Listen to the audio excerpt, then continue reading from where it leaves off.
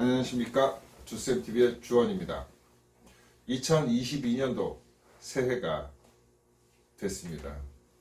사실은 일반 사람들의 새해와 저희같이 역학을 공부하시는 분들의 새해가 조금은 다릅니다. 일반 사람들은 1월 1일 내지는 구정이 새해라고 하는데, 저희는 입춘을 기준으로 보는 역학을 공부한 사람들이기 때문에 2월 4일이 지나야지 새해가 됐다고 생각을 합니다. 어찌됐든 2022년 이민년 올 한 해에는 하시는 일 모든 일들이 즐겁고 재밌고 신나게 잘 되시기를 기원드리겠습니다. 2022년도가 되면서, 사실은 2022년도가 되기 2달 전서부터 저한테는 올해의 운세를 미리 보려고 하시는 분들이 참 많이 옵니다. 그런 분들의 특징 중에 하나는 새로 오는 해를 어떻게 하면 훨씬 더 잘 지낼 수 있는지, 또 무엇을 준비해야 되고, 또 어떻게 대처해야 되고, 언제 조심해야 되는지를 궁금해서 오시는 분들이 상당히 많습니다. 거의 대부분의 분들은 이미 몇 년 전서부터 1년 운세, 신년 운세를 다 보고 월별로 제가 이제 뽑아드려서 그걸 맞춰서 또 생활하셨던 분들이 그대로 살아간 걸 느꼈기 때문에 저한테 오시는 분들이 많은데, 저는 20년이 넘게 이 일을 하면서 늘 하는 얘기가 있습니다. 삼재, 또 아홉수, 또 띠궁합에 관련된 얘기를 많이 하게 되는데, 저는 그런 얘기가 나올 때마다 늘 던지는 말은 하나입니다. 띠궁합, 아홉수, 삼재는 의미가 없다. 전부 그거는 사후 약방문이라고 해서 죽고 난 다음에 처방전을 내는 것과 똑같습니다. 그 한 해가 힘들었어. 왜? 나 삼재라서? 그 사람과 나하고의 관계가 별로 안 좋았어. 띠궁합이 안 맞아서? 19살, 29살, 39살 이때 좀 힘들지 않을까? 라는 괜한 생각들을 합니다. 자, 우선 삼재에 대한 얘기를 하겠습니다. 삼재는 3년 동안 3개의 띠가 들삼재, 유삼재, 날삼재를 해요. 그런데 올해 같은 경우는 원숭이띠, 쥐띠, 용띠가 삼재로 들어가는 걸로 제가 알고 있어요. 그런데 그러면 올해 원숭이, 쥐, 용띠들은 전부 힘들까요? 얼마 전에 방송에서 유재석이라는 사람이 올해 삼재에 들어간다고 하더라고요. 그런데 그 역술이니 역학이니 아니 무속이니 이런 얘기를 합니다. 유재석은 삼재가 아주 풍요로워지는 삼재다. 유재석만. 그건 말이 안 되는 거죠. 사실은 삼재라는 건 조금 조심을 해야 된다 라는 의미는 있어요. 하지만 크게 영향은 없습니다. 사실 삼재에 대해서 영향을 받으신다면 심리적으로 그쪽으로 몰아가는 성향이 있지 않을까 싶은데, 크게 삼재는 의미 두시지 마십시오. 그러면 삼재의 이론으로 볼게요. 매년 3년 동안 3개의 띠가 삼재에 듭니다. 그리고 다른 띠가 3년 후에 또 삼재에 들고요. 그 다음에 또 다른 3개의 띠, 또 다른 3개의 띠, 총 12년 동안 모든 사람이 삼재에 듭니다. 다 안 좋을까요? 아닙니다. 그리고 누구는 좋고 누구는 나쁘고, 똑같은 연, 월, 일시에 태어났는데 누구는 좋은 삼재, 누구는 나쁜 삼재가 아닙니다. 삼재의 의미는 내가 잘할 수 있는 걸 할 땐 훨씬 더 잘 될 수 있습니다. 내가 하기 힘든 것들을 억지로 해낼 땐 삼재 기간 동안 너무 힘들 겁니다. 사실은 자신이 잘할 수 있는 것들을 찾아서 그거에다 포커스를 두고 거기에 힘을 들인다면 여러분들께서 하시는 일들이 훨씬 더 잘 될 수 있으니까요.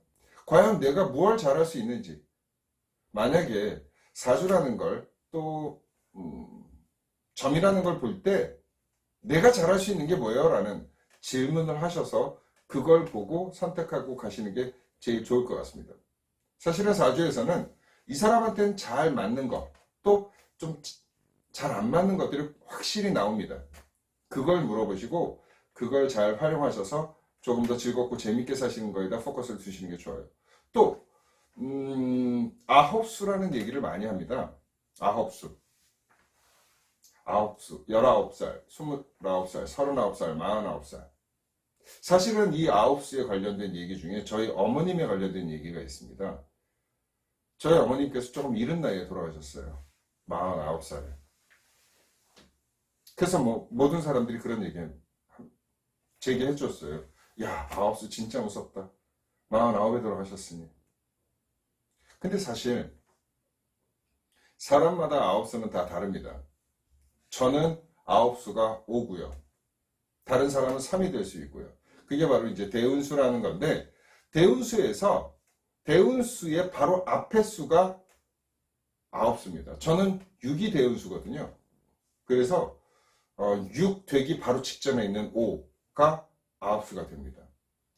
어디 가셔서 사주를 보실 때 그분께 한번 여쭤보세요. 선생님, 죄송하지만 제 대운수는 몇인가요? 라는 얘기를 듣고 만약에 3입니다. 그러면 나는 아홉수가 2구나. 그러니 22살, 32살, 42살엔 조금 변화가 많아지겠구나라고 생각을 하세요. 7이 아홉수인 경우는 6입니다.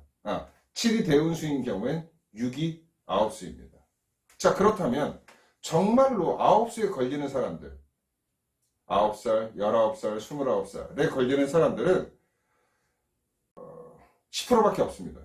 10이 대운수인 사람들만 9가 아홉수가 되죠. 이때는 조금 변화가 많은 해입니다. 그래서 사람들이 그런 얘기를 해요. 19살에 뭐 하죠? 대입시험 봅니다. 그러면 모든 19살들은 9수에 걸리기 때문에 안 좋을까요? 아닙니다. 자, 그러면 9수에 걸리니까 7살에 학교 간 친구들만 유리할까요? 그건 아니거든요.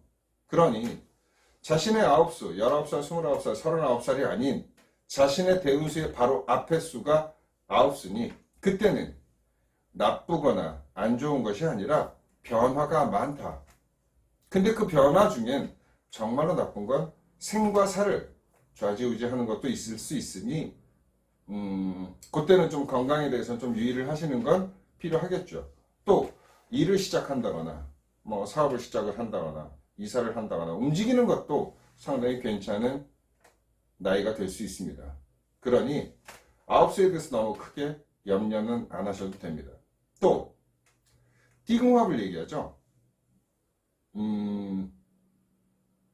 용띠하고 개띠는 안 맞는다. 또 쥐띠하고 말띠는 안 맞는다. 범띠하고 원숭이는 안 맞는다. 사실은 어디 가서 띠궁합 얘기를 하잖아요. 사주를 보시는 분 중에. 죄송합니다. 같은 공부를 하시는 분들께서 들으시면 되게 기분 나쁘실 수 있는 얘기지만 띠궁합을 얘기하는 순간 그분께는 돈을 내지 말고 그냥 상담을 멈추시고 나오십시오. 제가 왜 이런 말씀을 드리냐면 사주 공부를 해보시면 아시겠지만 띠궁합은 사주를 배우고 한두 달 이내에 배우는 아주 기초적인 학문입니다. 생각해보세요. 모든 띠가 다 적이 될까요? 아닙니다. 분명히 나한테 도움이 되는 사람들도 있고요. 또 잘 안 맞는 사람도 있습니다. 그런데 전혀 띠와 상관없이도 잘 안 맞는 사람이 있을 수 있고요. 남들이 볼 때는 아주 좋은 띠 궁합을 가지고 있는데 전혀 안 맞는 사람도 있습니다. 얼마 전에 궁합을 보는데 그런 커플이 있었어요. 4살 커플. 우리 그런 얘기하죠. 4살 차이는 궁합도 안 보고 결혼한다. 근데 다행히도 그 4살짜리 커플들은 4살 차이의 커플은 궁합이 상당히 잘 맞았어요. 그래서 저는 아주 기분 좋게 농담사가 그런 얘기를 했죠. 야, 니들은 궁합도 안 보고 결혼한다는 4살 차이 커플이네. 하지만 성격은 잘 안 맞으니 하면서 이제 설명을 해준 적은 있어요. 그러니 띠궁합, 아홉수, 삼재 크게 의미 두지 마시고 사시는 게 좋습니다.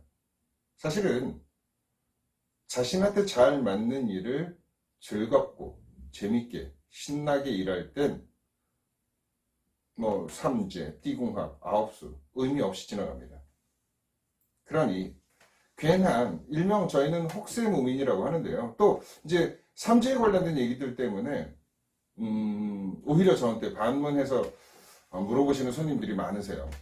선생님 어디 가서 사주를 봤는데 어느 무속인에게 점을 봤는데 삼재풀이를 해야 된다면서 돈을 요구하더라. 30만원, 50만원, 100만원, 300만원 이렇게 돈을 요구하는데 제가 그걸 돈이 없어서 못했는데 괜찮을까요? 라고 저한테 묻습니다. 전 과감히 얘기합니다. 잘하셨습니다. 만약에 그 삼재풀이에 관련돼서 돈을 요구해서 그걸 한다. 그런데 한 해가 무사히 잘 넘어갔다. 그럼 그것 때문일까요? 근데 그걸 안 했는데도 잘 넘어간 경우 왜 안 했는데 잘 넘어가죠? 사실 일부러 겁을 주고 엉뚱한 얘기를 해서 사람들에게 공포감을 유도해서 돈을 착취하는 경우가 간혹 있습니다. 삼재풀이 의미 없습니다. 그냥 마음가짐에서 올 한 해 삼재니까 나한테 잘 맞는 걸 재밌게 잘 해야 되겠다는 생각을 갖고 사시는 게 훨씬 더 좋을 수 있습니다. 앞으로 괜한 삼재, 또 아홉수, 띠궁합 의미 두지 마시고 즐겁고 재밌는 삶을 사시기 바라겠습니다. 감사합니다. 지금까지 주쌤TV의 주원이었습니다.